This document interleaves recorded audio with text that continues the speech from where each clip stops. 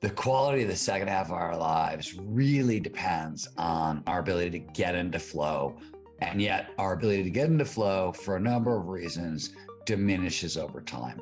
This is the engine that drives us forward. This is literally how we grow as humans. New levels of wisdom. All of this comes online in our 40s and our 50s. The reason I mentioned all this is I want people to understand how trainable flow is. When we're younger, we'll use risk as a flow trigger, right? It's dumb. It's dangerous. A really easy way to go to the hospital. If you're trying to learn something really risky, especially when there's physical consequences involved. This was actually one of the very first kind of lessons about flow and peak performance I ever learned is if you really want to maximize neurogenesis and stave off cognitive decline, and this is the last thing I'll say that I think is shocking is, what does it take to do the impossible? What does it take to level up your game like never before? What does it take for individuals, for organizations, for even institutions to achieve paradigm shifting? Nothing is ever the same again. Breakthroughs. Our mission is to decode the neurobiology of flow and cognitive peak performance. Access the minds of maverick scientists, groundbreaking innovators, and world-leading experts to understand what it takes to achieve ultimate human performance, so you can feel your best, perform your best, and accomplish your boldest goals. I'm your host, Rian Doris, and together with best-selling author Stephen Kotler, I present to you Flow Research Collective Radio.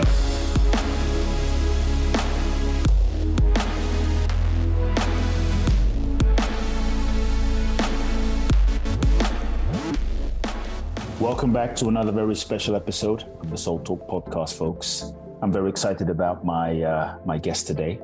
I've had him on the Soul Talk podcast before.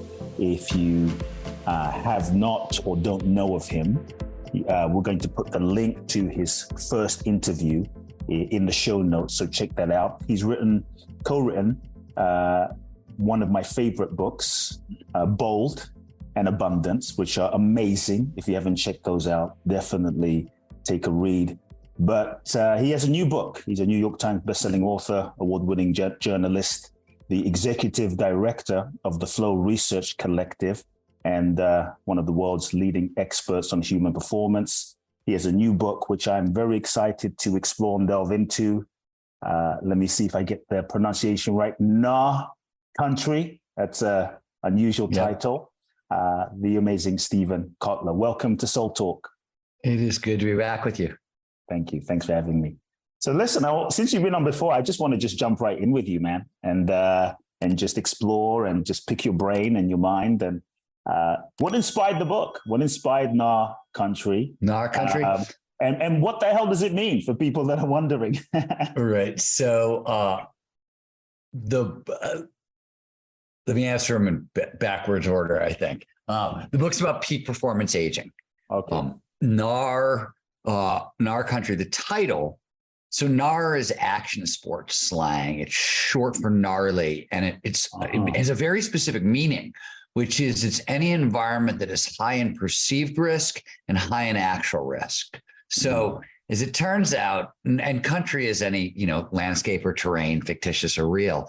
NAR Country, you put them together, it's a fairly good description of our later years, high in perceived risk, high in actual risk. And it turns out, after you dig under the hood of peak performance aging, it's also a really good sort of description of the gritty mindset it takes to thrive in the second half of our life. So that's where the title comes from. The book is about peak performance aging and what inspired it.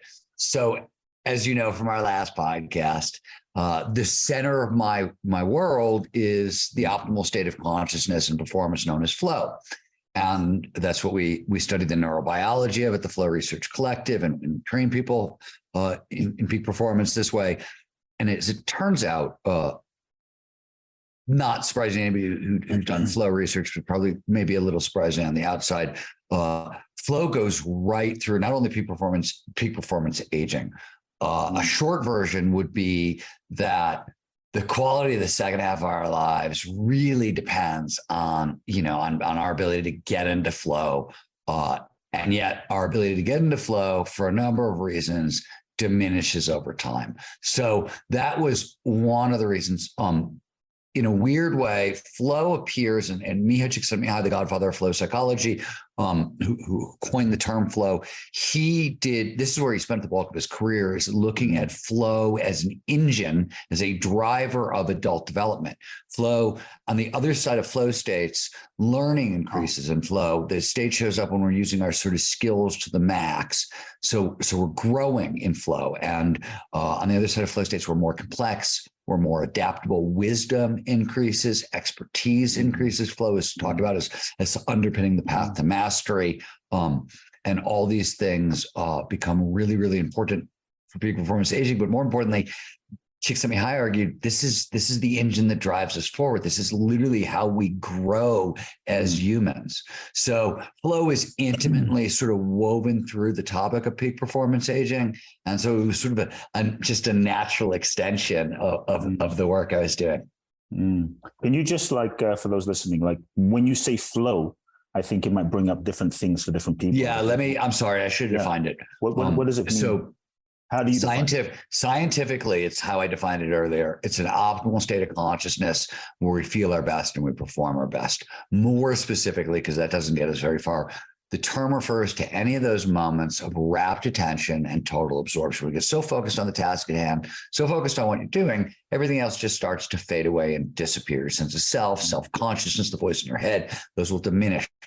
Time is going to pass strangely. Occasionally you get that freeze frame effect in a car crash, much more frequently. Just get so sucked into what you're doing that 5 hours go by in what feels like 5 minutes. And throughout, all aspects of performance, both mental and physical, go through the roof.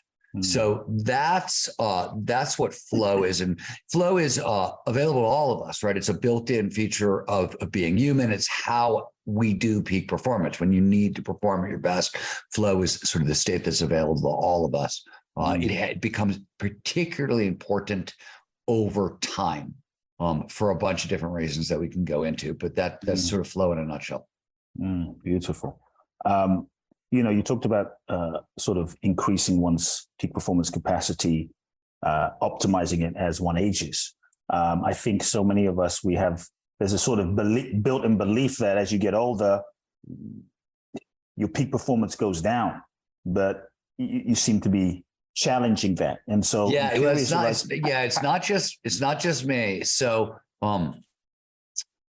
let me give you the backstory. Let me talk a little bit about where the book came from and things like this. So the place you have to start is with the traditional idea about aging, which is exactly what you just referenced. It's what I like to call the long, slow rot theory. This is the idea that all of our mental skills and all of our physical skills, they decline over time. And there's nothing we can do to stop the slide. That was the dominant thinking on aging for the past 100 years. Over the past 20 years, almost all of that has been overturned. Wow. And not many people are aware of it. The new thinking, it's not that these skills don't decline over time. That's absolutely true. They do. It's that all of the skills we used to think decline over time, there's nothing we can do about it. We now know they're all use it or lose it skills. So if you never stop training these skills, you can hang on to them, you can advance them far later in life than anybody thought possible.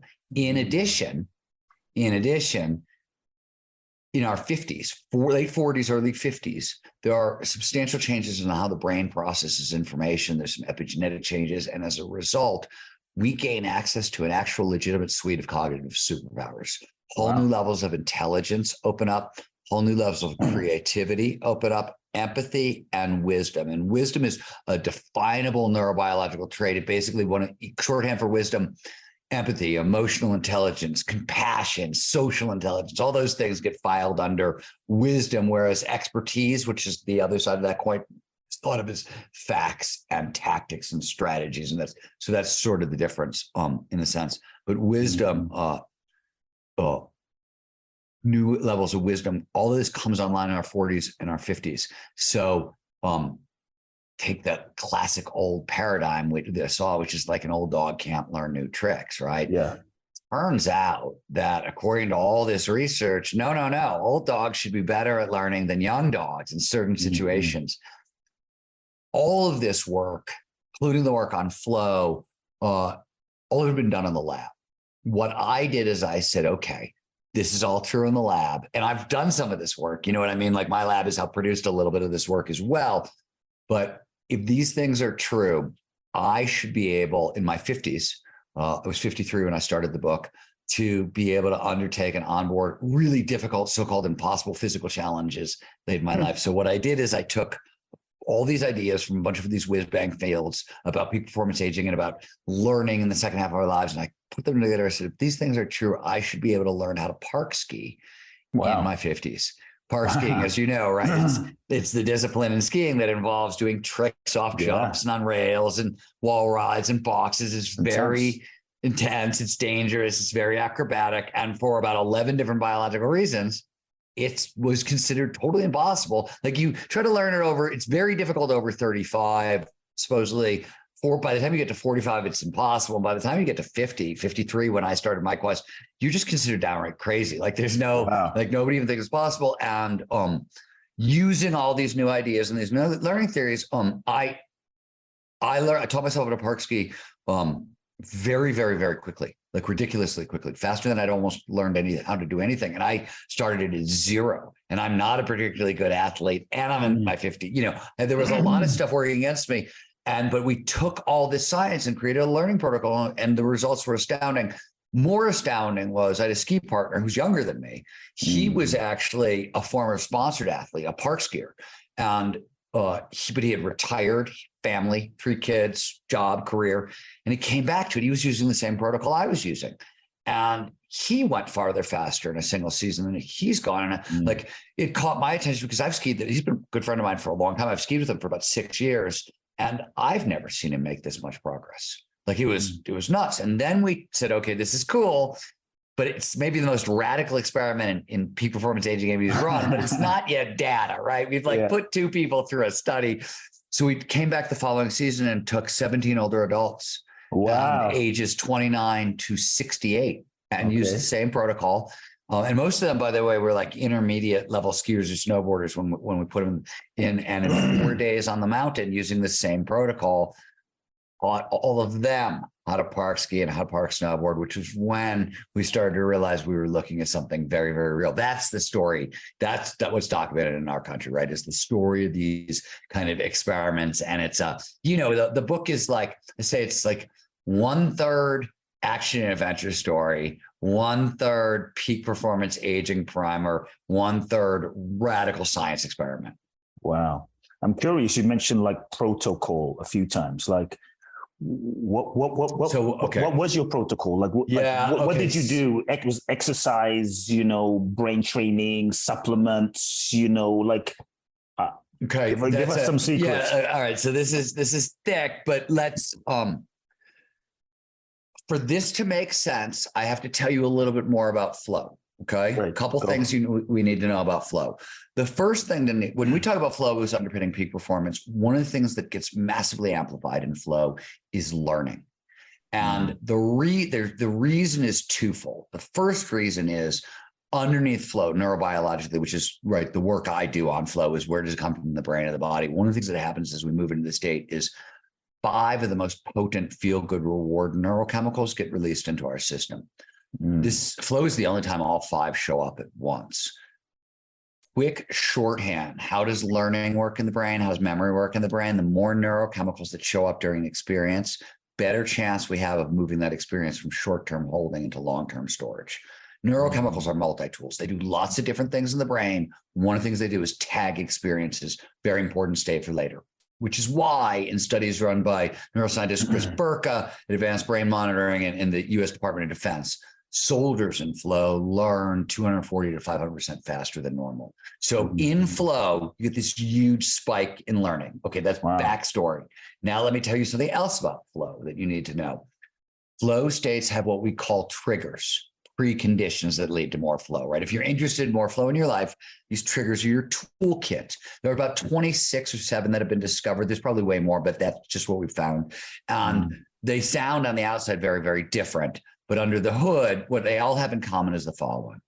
Flow follows focus. The state only arises when all of our attention is the right here, right now, on the task at hand.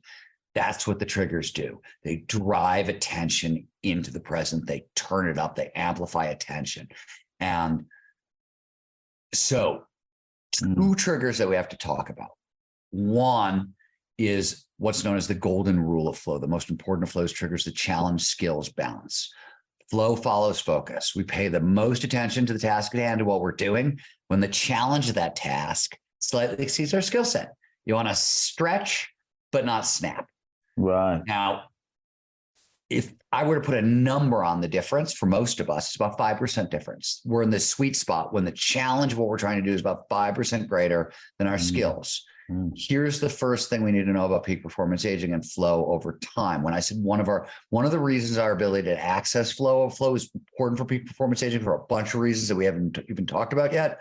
Learning being a big one. We'll go more into it. One of the reasons our ability to get into flow over time diminishes is that because of allostatic load, which is a big fancy term that basically means the impact of stress over time on our psychology and our physiology, it shrinks this challenge skill sweet spot.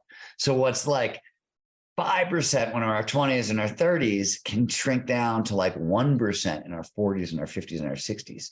So if you're trying to get into flow, the way you traditionally went into flow, you're going to push too hard, produce too much anxiety in your system, and end up blocking flow.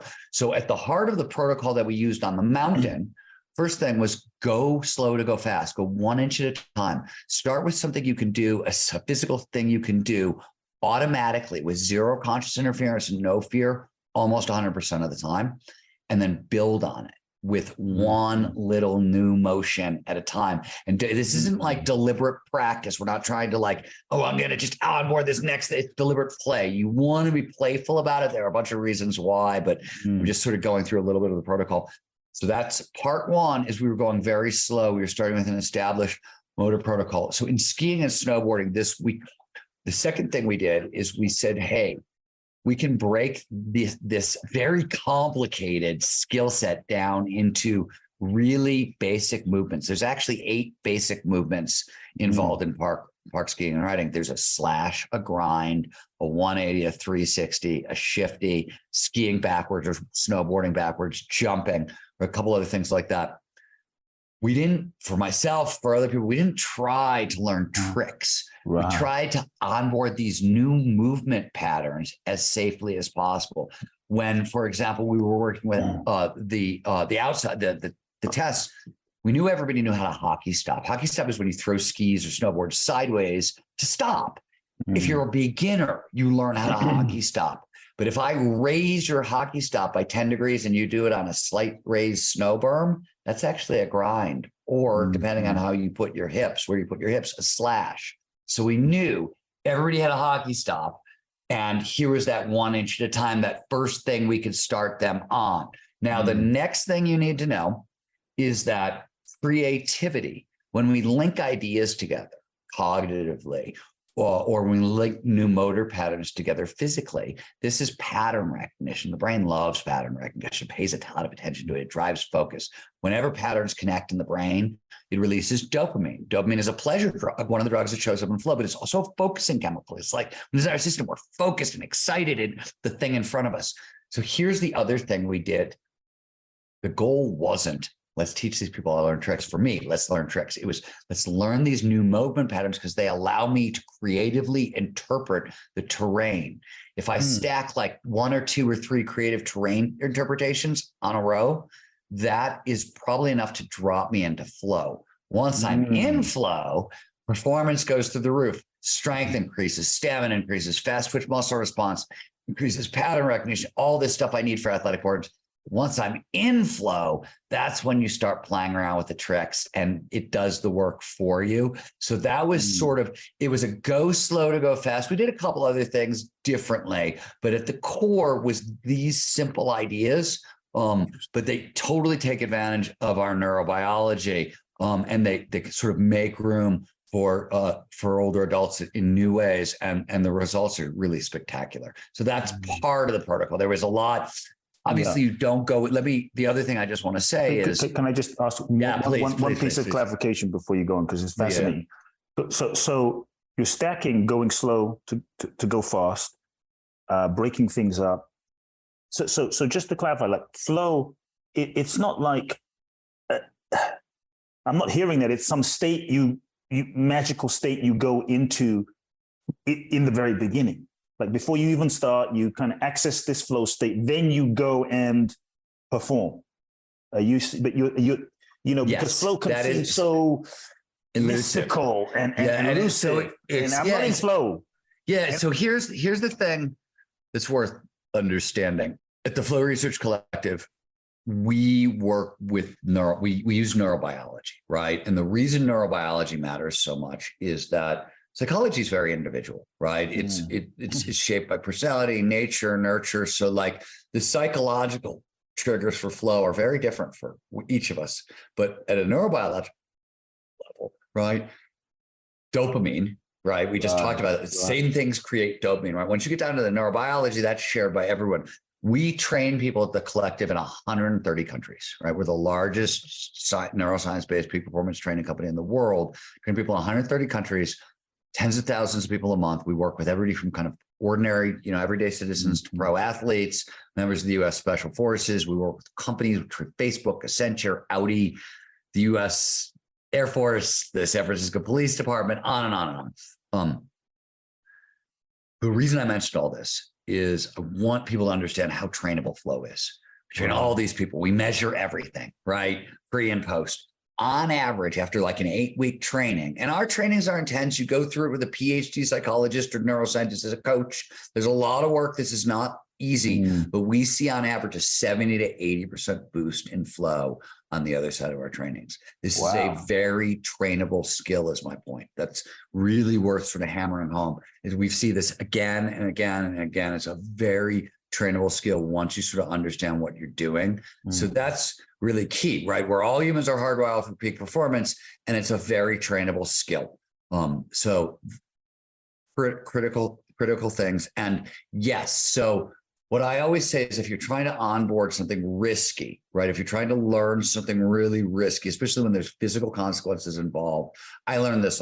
This was actually one of the very first kind of lessons about flow and peak performance I ever learned is you don't try. So risk is a flow trigger. When we take risks, the brain produces dopamine. This is physical risks, emotional risks, social risks, intellectual risks. All risk is a flow trigger. When, especially with action sport athletes or in general, when we're younger, we'll use risk as a flow trigger, right?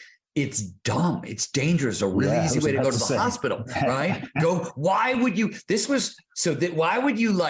you do something dumb and dangerous if you're not performing at your best? Yeah. So people who are better at this learn that things like novelty, complexity, unpredictability, and pattern recognition are all flow triggers as well. So, for example, I'm on the ski mountain and I know I want to go into the terrain park and learn some tricks. I'll start out early on by take me to a novel part of the mountain. Let me go see something I've not seen before, because novelty starts producing a little bit of dopamine. And then, oh, look, there are little side hits, right? Side hits are the sides of the hill. And usually there's little ramps there. So start using those ramps, not to throw big tricks, but just to creatively interpret terrain features. Oh, look, that ramp looks like it's perfectly set up a 180, right? That's pattern recognition. That I do a handful of that stuff. And then, okay, now I'm starting to move into flow. Now I go into the terrain park and try to learn that cork 540 or whatever, the much harder trick. We have a much better chance of success when we're in flow, in general anyways. So that's part of the protocol. When you asked about a part of the protocol, that's another thing we would do.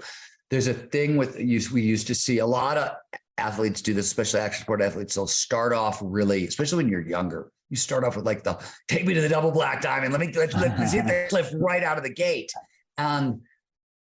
It's usually that they're trying to drop themselves into flow. It tends to backfire as a general rule, right? Sure. It doesn't make sense.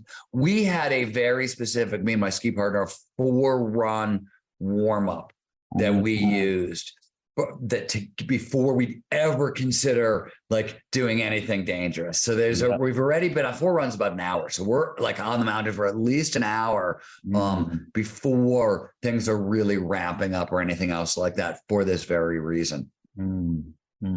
Wow. So you're saying if everyone follows those flow triggers, the novelty and these things that you're saying, like in their nervous system, like physiologically, they will start to move into flow.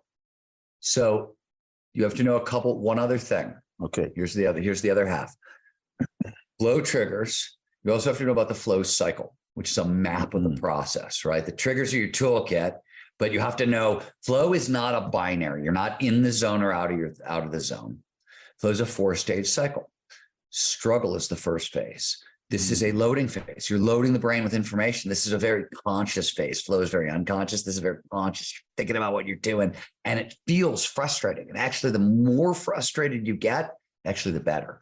Second is a release phase. We can talk about why, but second is a release phase where you take your mind off the problem. Struggle, you're really thinking about it. Release, you want to take your mind off the problem. This is low-grade physical activity tends to work best. This could be gardening. This could be going for a long walk in nature. This could be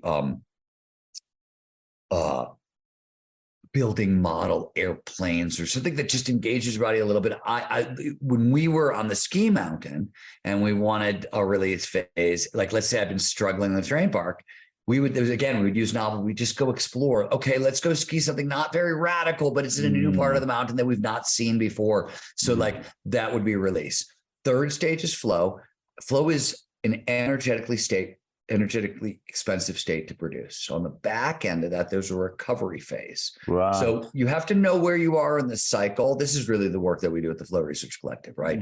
Where are you in the cycle, and what triggers are your best friend depending on where you are? Or if you're on the back end of a flow state, what's the best way to recover and prepare for the next struggle phase, right? So there's a lot there. I'll just pause and sort of unpack it. There's a lot there, and there's a whole tree of questions that have arisen. What I do want to ask is, before I ask about something about this cycle, for someone listening, and they might be going, but Stephen, I have no interest in skiing. I don't want to learn to ski. It's not an interest. So how can they, and they might just say, I just want to be in flow in my life, just in life. So how can they we've been talking about skiing, which is why I've been giving you ski examples, because it's from our country. Let's be really clear. Flow is available to anyone, anywhere, provided certain initial conditions are met. We don't train up companies like Facebook and Accenture and Audi and Bain Capital because they want flow while skiing. Right. We train them because they want flow at work. Yes. And you want flow at work. So McKinsey, the business consultancy, did a 10-year study of top executives. They found on average, top executives are 500% more productive in flow than out of flow. That's a step function worth of change in productivity. So flow at work is a huge topic, and that's the bulk of the work we do at the Flow Research Collective. Is we train companies, or we train CEOs or C-suite executives in flow. So that's at the heart of the work we do. That's where most people want flow. Action sports are packed with flow triggers. Yeah. So that's useful, but it doesn't. So let's just talk about, we've been talking about 3 different flow triggers or 4 different flow triggers. Let's put them in a work context. Let's take them out of skiing. So we talked about the challenge skills balance. We talked about novelty. We talked about risk, and we talked about creativity. So let me just give you a simple example of a couple of those. So my job, as you can see from behind me, requires me to read a lot of neuroscience textbooks. And as you can imagine, they're thrilling. They're page turners. I just can't put them down. So, and obviously retention really matters. So I want to read them in flow, because learning gets jacked up 240 to 500%, right? So you want to learn, and you want to do that in flow. So what I do is I wait till I have like 2 or 3 of those textbooks that I really need to read. And I will then I like to get a hotel room with a balcony overlooking a really beautiful natural scene. And I will go there. And so reading is actually a very flowy activity. And one of the reasons is, especially if you're reading something where you have a little bit of knowledge, you get pattern recognition, you connect ideas together. Oh, this new thing I learned connects to this old thing. So that's going to happen automatically if I'm reading a neuroscience textbook. provided I'm interested enough, I can pay enough attention. So the novel environment, I go and I sit on the porch, took complete concentration as a flow trigger as well. So I'll sit on this porch. No, I'm in a foreign city. So nobody I know is around, right? I can't be interrupted. Turn my phone off. So I've got complete concentration. I've manicured the environment. Now I've got the novelty of what I'm looking at. And usually, like if you're looking at mountains or stars or that sort of stuff, you'll get some complexity as well. So I've got these things are priming my system for flow. And then I start reading, get a little bit of pattern recognition, and the combination drops me into flow. And I can usually get a tremendous amount done in like in 24 hours or 48 hours kind of thing. So I find that's a really simple example of something work-wise. We talked a lot about the challenge skills balance, right? Yeah. This applies to anything. This applies to how you approach your work tasks, how you approach anything, right? You want to push on your skills. You want to stretch, but not snap. Now, let me put a little more information around this. For underachievers, shy, meek, people who have, or older adults, right? So you got to think about it. If you want to think about the challenge skills sweet spot emotionally, it's like in between boredom and anxiety. Boredom is there's not enough stimulation here. I'm not paying any attention. And anxiety, whoa, way too much, right? In between is the flow channel, this sweet spot. So for people who are shy or meek, as I said, or older, you want to go slow. Right. You want to, because 5% is a little tricky, or 1%, wherever it is. Either you're just outside your comfort zone. So you got to let it get comfortable with being uncomfortable. Remember when I said our country kind of describes the gritty mindset needed to thrive in our later years? One of the reasons is this: you got to get comfortable being uncomfortable. Now, here's the flip side. And this is especially important as we age. Top performers, hard chargers, type A types, they will take on tasks that are so much bigger, so much outside the challenge skills sweet spot, because that's just how they're wired. And I said that the difference is about 5%, right? We pay the most attention to the task when the challenge is about 5% greater than our skill set. But a lot of type A types, they'll take on challenges that are 30, 40, 50% greater just because it keeps them awake. Now, a couple things to know here. Those big challenges are really important. They're actually for motivation. Just by setting a high, hard goal, we get about a 20, 25% boost in motivation. It's actually 11 to 25%. So you need that. But what you want to do is chunk it down. So the thing that's in front of you, and this could be, I'm learning a new ski trick, or this could be, I'm writing, a report for work. It doesn't matter. You want to chunk it down. So the challenge in front of you is just outside, right, 4 or 5%. So let me, I'll give you another example of this from my own life as a writer. So when I start a book, I try to write 500 words a day. 350 is about what I can write in my sleep, pretty much. But to get to 500 in the way I can write, you usually have to transition between ideas. When you transition from one idea to the next as a writer, that's just about the hardest thing you have to do as a writer. So 500 words at the start of a book is challenging. I'm stretching, but not snapping, right? Middle of the book, I know a little bit more of where I'm going. What I'm doing is about 700 to 800 words. End of a book, it's about 1,000. The 2 points here I want to make is this is a moving target. It's going to change depending on like where you are. It's also going to change if you wake up tired or sick, or you got in a fight with your spouse or your brother or any of those things, right? It's going to shrink that sweet spot. So this changes day to day, moment to moment, but you just have to know that like over time, because of allostatic load, it can shrink even further. So it's a whole bunch of information, a whole bunch. I'll shut up now and see where you want to go. Wow. It's a lot. I mean, really, it's a lot. I'm curious about, you talked about being in the flow state, taking energy. Yeah. My understanding was being in the flow state took less energy, but you're saying it takes more energy. And can you explain why and a bit about that? Is it possible to be in flow and like be effortless? So you are right and wrong in a sense. So here's when we are in flow is often described as effortless energy. So where does the term flow come from? Because when Csikszentmihalyi, the godfather of flow psychology, went around the world doing some of the initial research on this, we talked to people and be like, tell me about the times in your life when you felt your best and performed your best. That was the original research. And everybody said the same thing. Oh, when I'm at my best, I'm in this altered state of consciousness where everything, every decision, every action flows seamlessly, perfectly, effortlessly from the last, right? Flow is actually a phenomenon of description of the state, describes how the state makes us feel. And it talks about effortless effort, right? And it's a Taoist term originally, effortless effort. But it has very much been absorbed by the flow world because that's how it feels. Now, it is also important to point out that like one of the reasons it feels this way is pattern recognition, our ability to link ideas together, is turned way up in flow. The second thing is on a physical discomfort thing, in flow, some of the neurochemicals that show up, we get anandamide and we get endorphins. Both of those are very potent painkillers, usually potent painkillers. Endorphins, there are about 20 different endorphins in the body. The most common, not the most potent, the most common is 100 times more potent than medical morphine. Endorphins are internal opiates, by the way. They bond to the same thing. So these are really potent painkillers.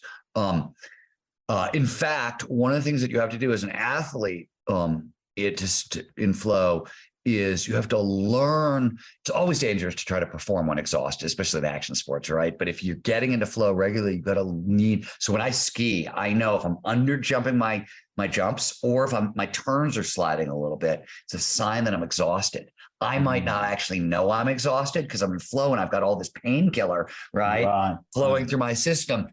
So I'm not as aware of it. And if I don't want to get hurt, right, that really sort of matters here. But energetically, flow is very high energy. The other thing is that some of the neurochemicals, so for example, dopamine and norepinephrine, two of the chemicals that show up in flow, we get dopamine at peak concentrations. We don't get norepinephrine, but either way, they have a shelf life in the brain at maximum capacity of about 20 minutes.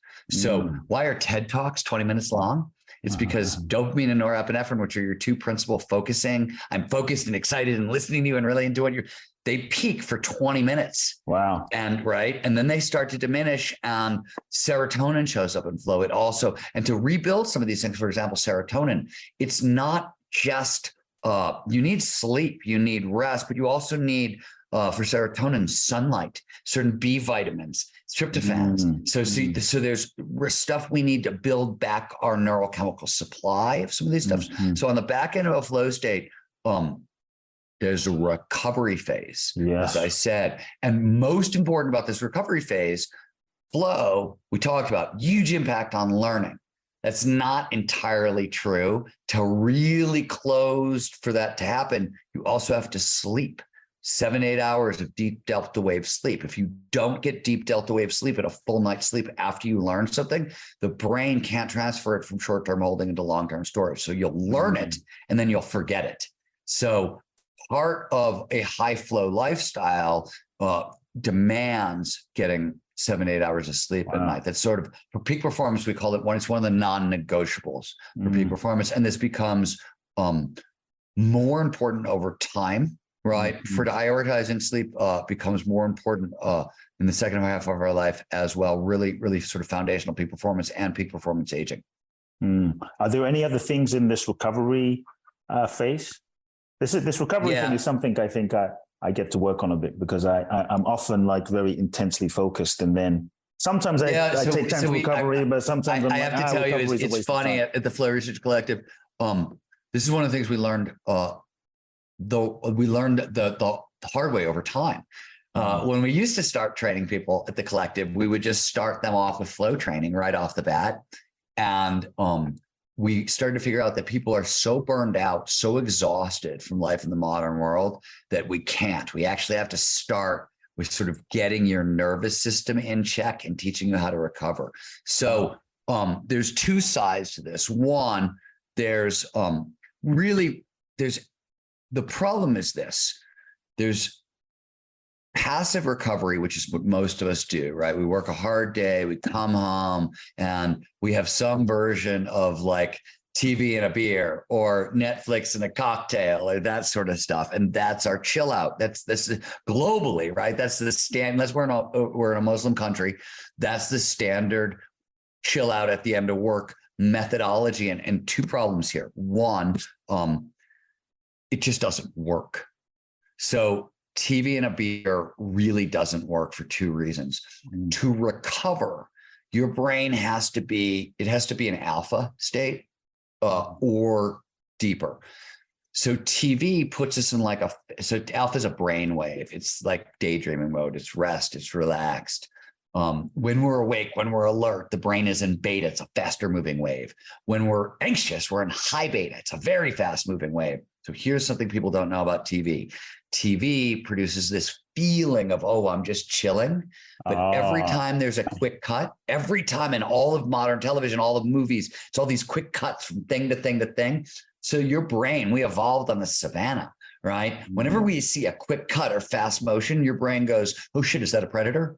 You don't notice. Consciously, you don't notice. Unconsciously, your brain is going, it's in chilling out, and it's jumping up to high beta. Every time there's this quick cut, it doesn't relax you at an internal recovery way. It's fake recovery. And alcohol, once you have more than 2 drinks, and if you're skinny, it could be under this, but for most of us, it's about 2 drinks, it blocks REM sleep. It screws up REM sleep. It screws up delta wave sleep. So again, it screws up your sleep. So alcohol, and I'm not, by the way, I am not a teetotaler. I'm a fan of alcohol. I like bourbon. I like tequila. I like mezcal. I'm just telling you from a peak performance perspective, it's a bad recovery tool. And it's not. Instead, what are good recovery tools? Active recovery tools, Epsom salt baths, saunas, meditation, mindfulness, breath work, a long walk in nature is a really good recovery tools. You want to take the next step up, restorative yoga, foam rolling, massage. These are all active recovery tools, and really critical to sort of reboot the flow cycle. Think about it just this way. So I said earlier that flow sits on this sweet spot between anxiety and boredom, right? Too much anxiety, too much cortisol, too much norepinephrine blocks flow, and really rough on your system, right? Really like bad for you over time. So what we're trying to do in recovery is also like reset the nervous system as well. Are there any specific things? You talked about alcohol. Is there anything else that might be specific that people can sort of like literally immediately implement? Things that they should, you would say, avoid these things if you really want to access flow, live in flow, or optimize peak performance. Like avoid alcohol, avoid TV. Are there any specific? Obviously, it's life. We're human beings, but is there anything you would say stay away from? For peak performance in general, peak performance aging, and this is even more important. I'm not a big fan of do's and don'ts. Yeah. Okay. But what I will say is this, your phone is a flow blocker. It is. Right. And from a peak performance aging perspective, it's a disaster. Like, it's bad when we're young, or as we get older, it's a freaking disaster. Social media as well. And so what I try to tell people with social media is the only good use of social media is either like staying in contact with long lost friends and relatives, right? The communication aspect of it, and as a way to be creative. Creativity, especially for peak performance aging, creativity is built in. It's really required. And for flow, another flow trigger is immediate feedback, right? This is another reason action sports are so great. You get immediate feedback, right? You either set the ski edge on top of the couloir, or you're on like a face-first death slide to the bottom, right? In tennis, you hit the ball, it either goes in or goes out. That's immediate feedback. So immediate feedback is great for flow. Just by the way, to put this in a work context, so anybody who works in software, the agile movement in software is about the same thing. The agile movement in software was a movement. It was a product development idea, which was So that it used to be email, right? Old email program. You go back to the 90s, you buy a new email program, it was like 200 features. It was super clunky and thick and did everything. And then Gmail comes along and they're like, no, we've got an agile process. We're going to introduce it with 4 features. And then we're going to do these fast development loops. We're going to put it out with 4 features. We're going to talk to our customers, figure out exactly what they like, didn't like, what else they want. And then we're going to build 2.0 and 3.0. And right. So that's fast feedback. It gets Agile was introduced on the consumer side because it gives you faster development cycles. On the developer side, it gives you immediate feedback, and flow follows focus. And when feedback is immediate, you don't have to wonder how you're doing. You've got the answer right there. Somebody gave it to you, right? So what I say with social media, the only time social media is useful is for feedback from creativity. So it's a great place to sort of do that and stay in touch. Doing it for any other reason is sort of a disaster. So there aren't really do's and don'ts. Everybody's really individual. Alcohol for blocking recovery I think it's got its place. Like everything else, abusing it can be problematic for flow over time. Abusing is a difficult word. I don't know why, but I don't even know if I could put it. What does that mean? I don't know.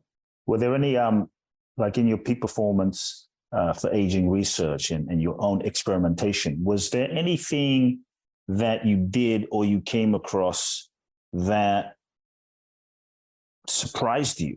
I didn't expect this was anything to do with. Yeah. So let me give you peak performance aging in a single sentence. Yes. Now, a lot of the things in the sentence do double duty as flow triggers. So we've been talking about flow is critical for peak performance aging. I can really talk about why if you want, but peak performance aging, if you want to rock till you drop, you want to regularly engage in challenging social and creative activities that demand dynamic, deliberate play and take place in novel outdoor environments. That is literally the secret to peak performance aging. You asked about something surprising. Did you see any supplements or biohacking or any of the things you thought that peak performance aging would come down to in that sentence? Peak performance aging has these huge psychological interventions. That's what we know. That's what shocked me. What shocked me is I'm not new to the idea of a mind-body connection. This is at the heart of my field. I've been there for 30 years. But when you actually start peeling back the hood on peak performance aging and looking at the mind-body connection here, it's shockingly potent. Let me just give you a couple of examples. So 1, aging is sort of a fact of life. Old, it's a mindset. And that mindset can show up as early as age 20, 25, depending on how we live our lives. The minute the voice in your head starts saying things like, you're too old for this shit, chances are you've started to develop the mindset old. There's a bunch of biology and why it happens and where it comes from, but it's dangerous. And what do I mean by that? So we know 50 years of data tells us this. It's one of the most well-established facts that a positive mindset towards aging, meaning I think the day's ahead of me. And mind you, the day you could be 22 and saying, I think the day is ahead of me, right? There's no age bracket here. This is just, right? I think the day is ahead of me. I think the second half of my life is filled with thrilling possibilities. I think my best days are ahead of me. It's a positive mindset towards aging. People often want to say peak performance aging, where do I start? Start by fixing your damn mindset. Why? It translates to an extra 7.5 years of healthy longevity. Wow. 7.5 years. Wow. So you could be morbidly obese and have a shitty mindset towards aging. If you want to live longer, better to change your mindset than it is to lose weight. Another one of those is the power of social contact. Wow. So maintaining strong social relationships, it's critical for peak performance at any age for a lot of different reasons. It keeps our nervous system very healthy, basically. But as we age, it really matters.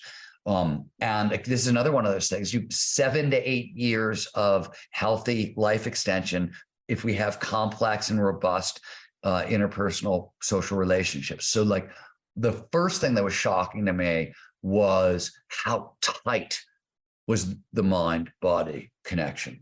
The second thing I think that was the second thing that was so shocking to me is the use it or lose it stuff that we talked about at the top of the hour. So,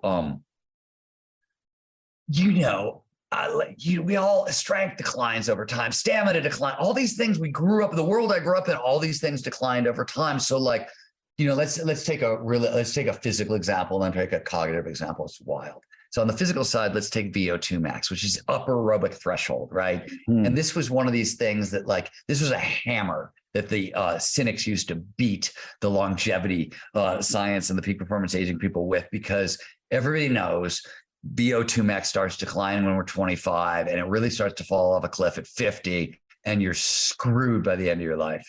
This was standard thinking. We knew it, blah, blah. And then this weird thing started happening where in ultra marathoning and in these really long races, they started to see 70 and 80-year-olds were beating 50 and 60-year-olds. And this didn't make any sense to anybody.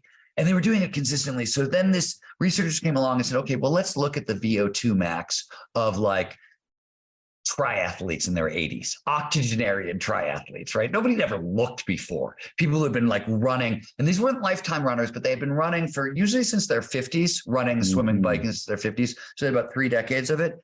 And they realized they had the VO2 max of a healthy 35-year-old. Wow. So the old idea, it falls off a cliff. It does fall off a cliff. Starting at 25, it diminishes, and by 50, it does fall off a cliff. But if you keep training it, right, by using regular burst of high intensity training, that's how you train VO2 max, you can basically into your late 80s have the VO2 max of a healthy 35-year-old. So the same thing with cognitive decline. And this is another reason flow matters so much for cognitive decline. It's interesting. So in studies, they'll find they can they'll test cognitive function. A lot of people who have, they'll be scoring off the charts in their 80s and 90s and their 100s in cognitive function.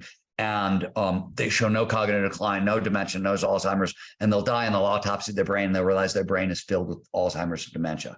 They've got all these tangles and plaques, yet they had none of the symptoms. And even when tested on batteries of tests, right? So what is going on? And it turns out, this whole sentence I gave you is the best way to do this, but expertise and wisdom are neuroprotective against cognitive decline. And so you asked what's shocking. So turns out most cognitive decline, dementia, Alzheimer's, it's the prefrontal cortex, part of your brain that's right behind your forehead. This is the part of the brain, it's the newest part of the brain from an evolutionary perspective. It's the most susceptible to damage. And so if you want to offset that damage, you have to build up what's known as a cognitive reserve. This is expertise and wisdom. And why is this? When we learn either hard skills or soft skills, right? Expertise is facts and skills and tactics and strategies, and wisdom is the emotional intelligence and the empathy and all that stuff. Both of them form incredibly diffuse, robust, and redundant networks across the prefrontal cortex. Its redundancy is built in. So the more skills we add, right? And the interesting thing, and this is the last thing I'll say that I think is shocking, is peak performance aging starts young. So when it comes to when you talk to all the experts, interventions at any age matter. But when you talk to the experts who kind of made these discoveries about expertise and wisdom, they all say the same thing. Start early. You know what I mean? Start embodying skills and as early on in your life. In fact, there's this crazy study, Yakov Stern, who's at Columbia.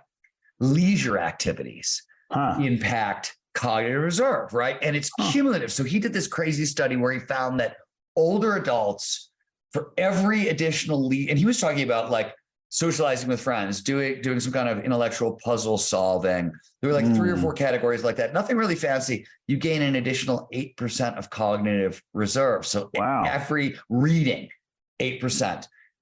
Doing crossword puzzles, another 8%. Learning to ski, learning to sing, learning to dance. And so it's cumulative and it builds on each other. And so obviously how you start, onboarding stuff in your 20s and in your 30s and your 40s and 50s really matters to how deep and robust these are. This is why flow, one of the reasons flow is so important to peak performance aging. Flow automatically advances wisdom and expertise and mastery. So when we're in flow, learning is just, all these things are happening. So in a sense, one of the ways you sort of know you've done enough to sort of preserve your brain over time, you can it's hard to measure expertise and wisdom, but you can track how many flow states you're getting into. So we sort of come for full circle. Full circle. Can you just repeat the sentence about peak performance aging? Yeah, and I just want you to just define that, because it was let me break it down for you. Okay.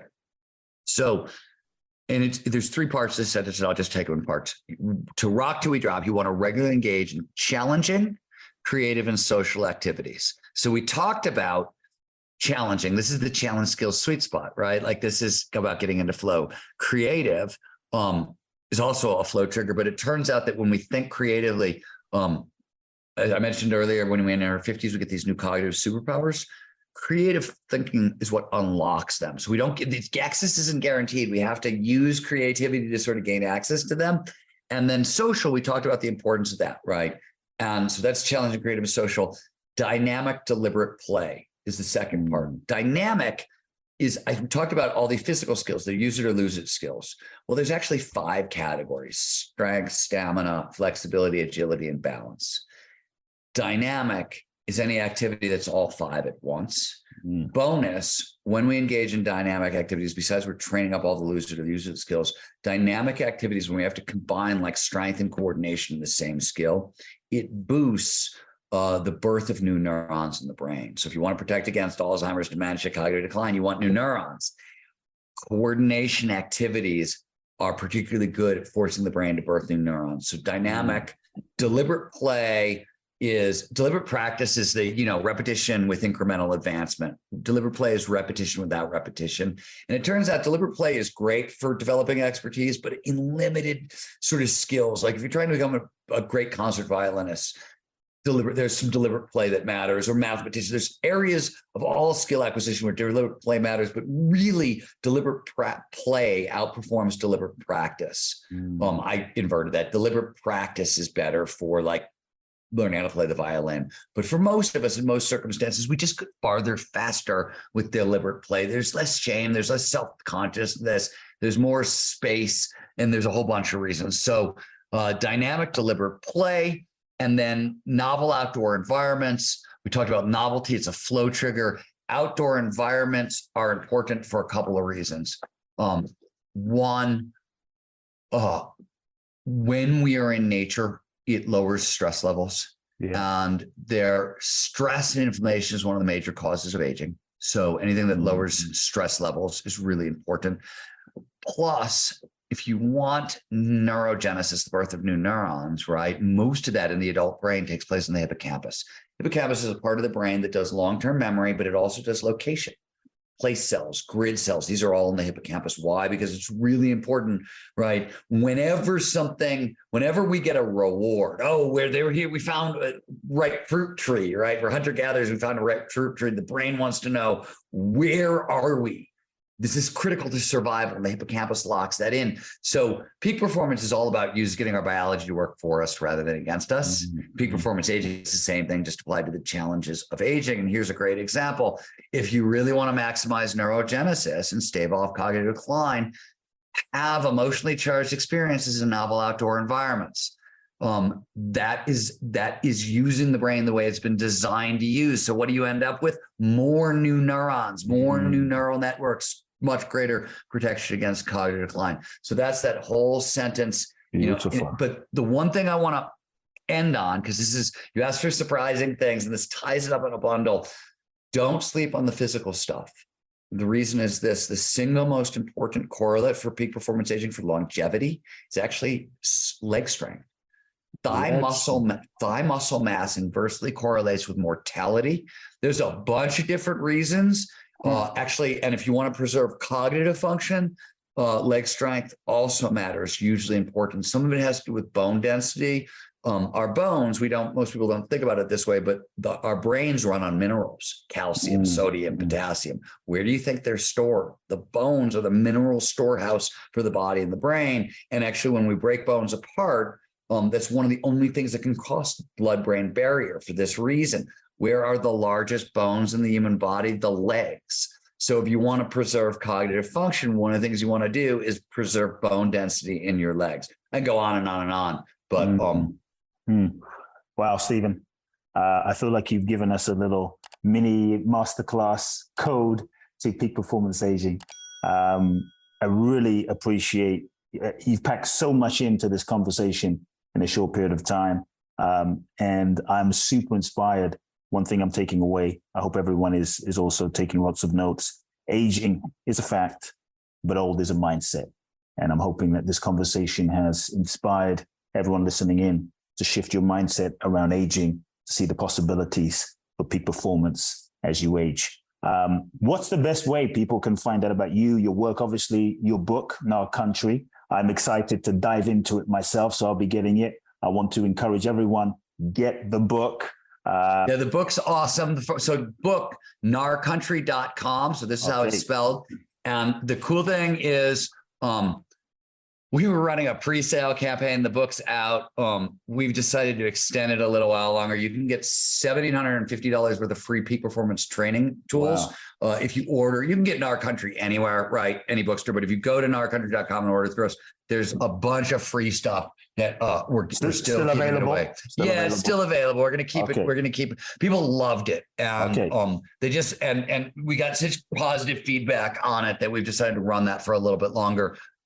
If you're interested in training with the Flow Research Collective or learning more about our classes and the work we do, one-stop shopping is, excuse me for the cheesy URL, but getmoreflow.com.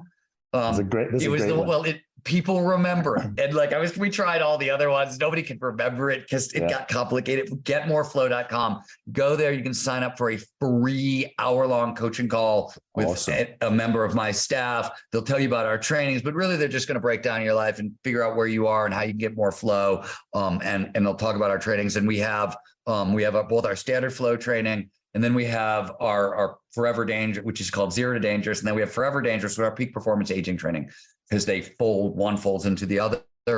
That's there. Flow Research Collective is the name of the organization. StephenKotler.com is all things me.